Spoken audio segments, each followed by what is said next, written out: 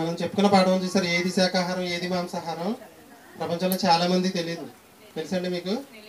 ప్రపంచంలో చాలా మందికి ఏది శాకాహారం ఏది మాంసాహారమో తెలియదు. ఇప్పటికీ మేధావులు మహాజ్ఞానులు ఏమనుకుంటున్నారంటే గుడ్డుని శాకాహారమే అనుకుంటున్నారు, పాలుని కూడా శాకాహారం అని అనుకుంటున్నారు. సరే, రెండో పాఠం మీరు ఏనండి. ఏదేని వనంలో ఆదాము అవ్వలు బట్టలు లేకుండా జీవించారా, పచ్చి మాంసాన్ని తిని జీవించారా?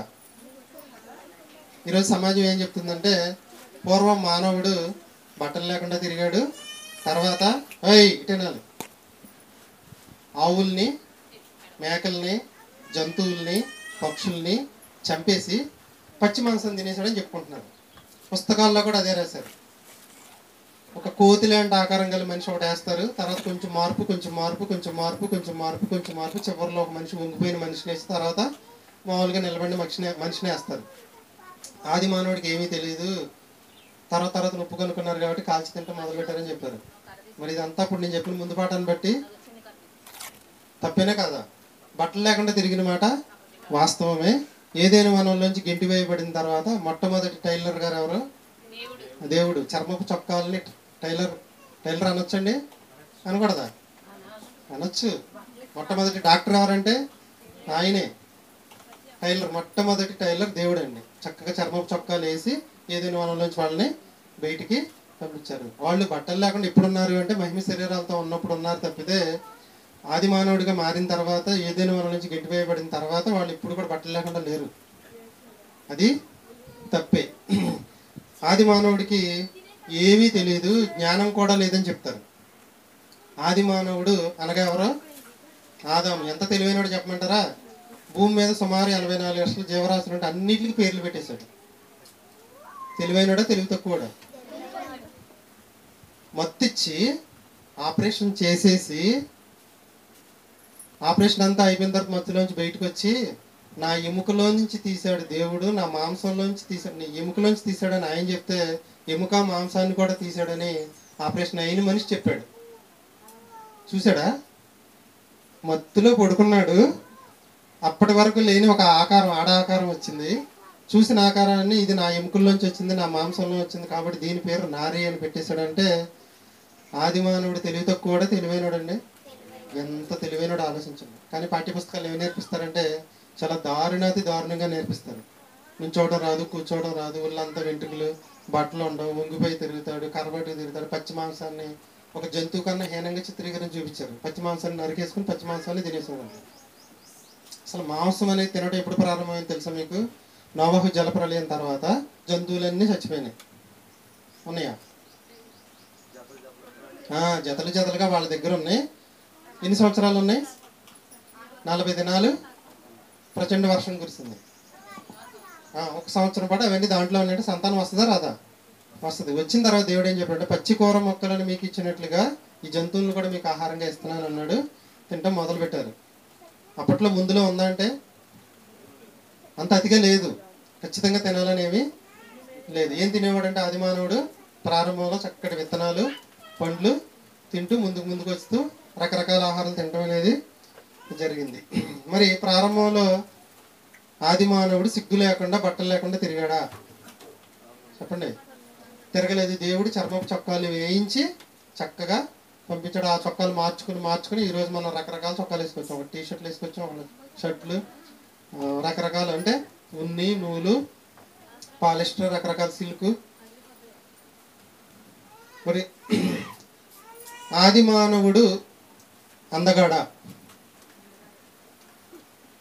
నేను చెప్పే పాఠం ఏంటంటే ఆది మానవుడు బట్టలు లేకుండా పచ్చి మాంసం తిని వికృత ఆకారంగా జీవించాడా? పాఠం పేరు చిన్నపిల్లలు. ఆది మానవుడు బట్టలు లేకుండా వికృత ఆకారంలో పచ్చి మాంసం తింటూ బ్రతికాడా? మొత్తం తప్పే.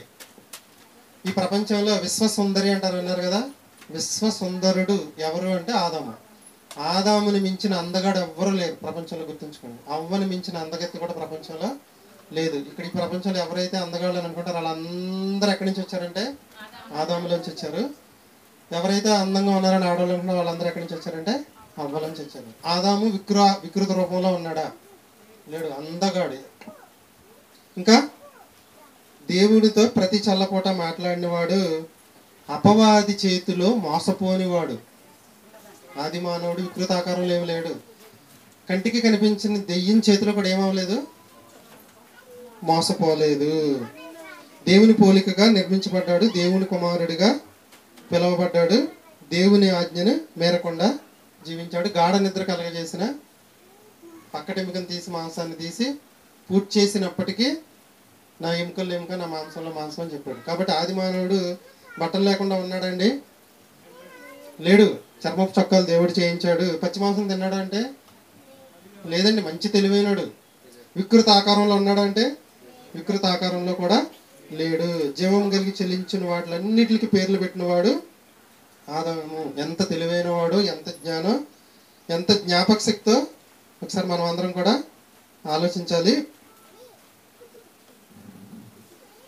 ఇంకా ఆదాము అవ్వలో ఉన్న గొప్పతనం ఏంటంటే దేవుడు రోడ్డు మీద గెంటేశాడు ఇద్దరిని. తప్పు చేసిన తర్వాత రోడ్డు మీద గెంటేస్తే చిన్న మాట కూడా దేవుడిని అనలేదు. అంత గొప్ప క్యారెక్టర్ కలిగిన వాళ్ళు ఆదాము అవ్వలు. సరే, చిన్న విషయం, 3:10 అయిపోతుంది టైము. ఏదైనా వనంలో దేవుడు ఆదాముని ఏ పొజిషన్లో పెట్టాడు? మనం ఏదైనా వనంలో ఉన్నాక పాఠం, దేవుడు ఏదైనా వనంలో ఏ పొజిషన్లో పెట్టాడు ఆదాము అవ్వల్ని? ఇప్పుడు మనం ఏ పొజిషన్లో ఉన్నాం? ఒకళ్ళు తండ్రి పొజిషన్, తల్లి పొజిషన్ ఉన్నాము. కొంతమంది ఒక రకరకాల పనులు చేసుకుంటున్నాం. ఆదాముని దేవుడు మొట్టమొదట ఎటువంటి పొజిషన్ ఇచ్చాడు దేవుడు?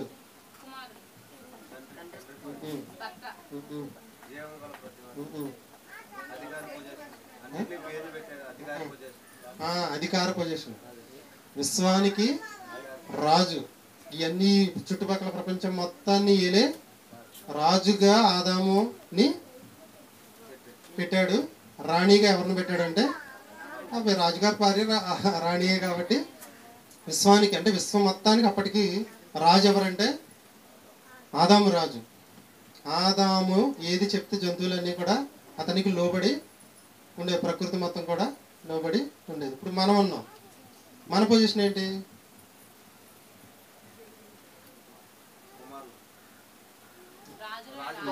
మన పొజిషన్ కూడా రాజులోనే. ఆనాడు ఆదాము పొజిషన్ రాజు, ఈరోజు మన పొజిషన్ కూడా బాప్తిస్మం ద్వారా మనం అందరం కూడా రాజులైన యాజక సమూహం. అదే పొజిషన్లో మనల్ని కూడా దేవుడు పెట్టడం అనేది జరిగింది. ప్రార్థన చేసి ముగించుకుందాం. ప్రియ పరలోకమందున్న మా తండ్రి, ప్రతి వారం కన్నా నీ పిల్లలు ఈరోజు చాలా బాగా వాక్యాన్ని నేర్చుకుని చెప్పారు తండ్రి. మరింత జ్ఞానాన్ని వారికి ఇవ్వండి. ఈరోజు నేను చెప్పిన 3 అంశాలు. ఆదాముకు దేవుడు ఆనాడు ఇచ్చిన పొజిషన్ ఏంటి, ఈరోజు మాకు నువ్వు ఇచ్చిన పొజిషన్ ఏంటంటే రాజులుగానే మమ్మల్ని ఉంచావు తండ్రి. అదేవిధంగా దాని ముందుగా నేను చెప్పింది ఏంటంటే ఆది మానవుడు వికృత రూపంలో పచ్చి మాంసం తింటూ జీవించడానికి సమాజం చెప్తుంది తండ్రి. అది పూర్తిగా నీ యొక్క మాటలకు విరుద్ధమని నీ పిల్లలకు తెలియజేస్తాను. అదేవిధంగా ప్రారంభ మానవుడు ప్రారంభంలో తిన్న ఆహారము ఏమిటో నీ పిల్లలకు తెలియజేశాను. ఏది శాకాహారం ఏది మాంసాహారమో తెలియని అయోమయ స్థితిలో ఉన్న ఈ లోకానికి ఏది శాకాహారం ఏది మాంసాహారం కూడా తెలియజేశాను తండ్రి. నీ పిల్లలు విన్నారు. విన్నదాని ప్రకారం వాళ్ళు మరింత జ్ఞానాన్ని పెంపొందించుకుని నీ యొక్క జ్ఞానంలో పెరిగే భాగ్యం తెచ్చామని క్రీస్తునామని ప్రార్థన అడిగి వేడుకుంటున్నాం పరమ తండ్రి. మన మధ్యలోనే కృష్ణ వచ్చి మొదటి పాఠం చెప్పారు. అందరూ శ్రద్ధగా ఉండాలని కోరుకుంటున్నాం.